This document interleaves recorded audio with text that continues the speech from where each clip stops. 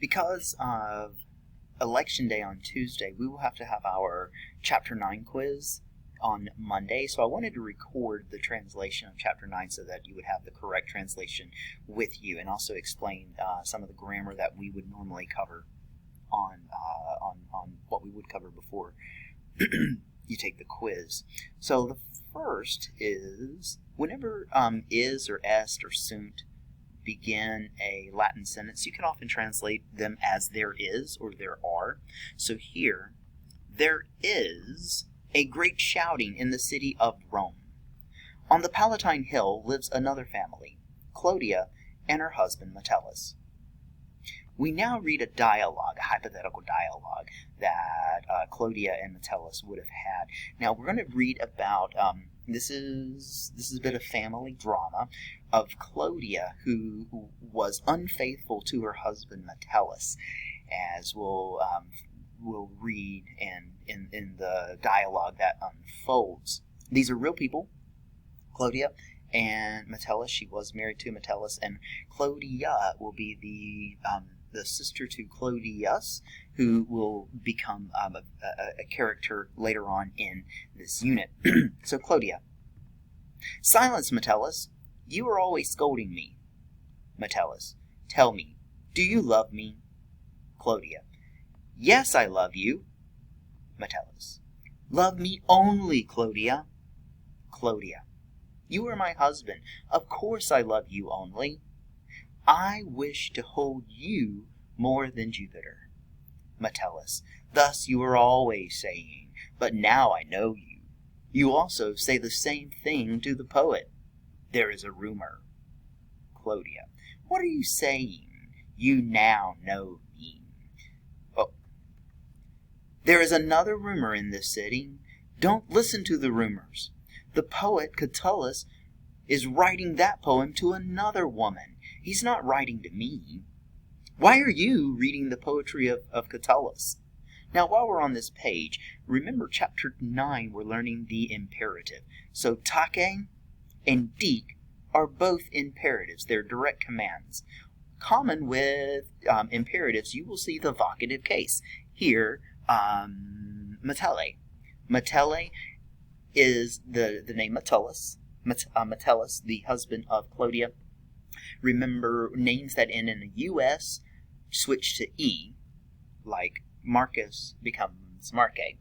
But names that end in an I-U-S become the letter I, pronounced E. So like Julius, Julius would become Juli, or Tullius would become Tuli. We also see our prohibition. So to tell someone not to do something would be noli plus the infinitive. Don't listen to the rumors. Metellus. That same poem is in our bedroom. Clodius. The brother of Clodii enters and scolds the two. Clodius. Stop shouting. Now the imperative can be translated as do not shout, but also the way we say stop. So stop shouting. Why are you always shouting? Metellus. Your brother again consoles you. Bye, Clodii. Metellus leaves the home, and Clodius leads his sister into the bedroom. Here they can talk quietly. Now takete is an adverb. Many adverbs are formed by the adjective dropping the us here from tacitus and adding an e. So silent becomes silently, or quiet becomes quietly. Clodius. Come here, my sister. Don't fear your husband. Clodii. Metellus is always speaking badly to me, or is saying bad things to me. Clodius. Cheer up. I ought to seek Fontius, for it is necessary to talk with Fontius about something important. Magdo can also mean important here. Clodius also leaves the home. Soon the poet Catullus arrives. Catullus. Hello, my girl. How are you today? Clodii.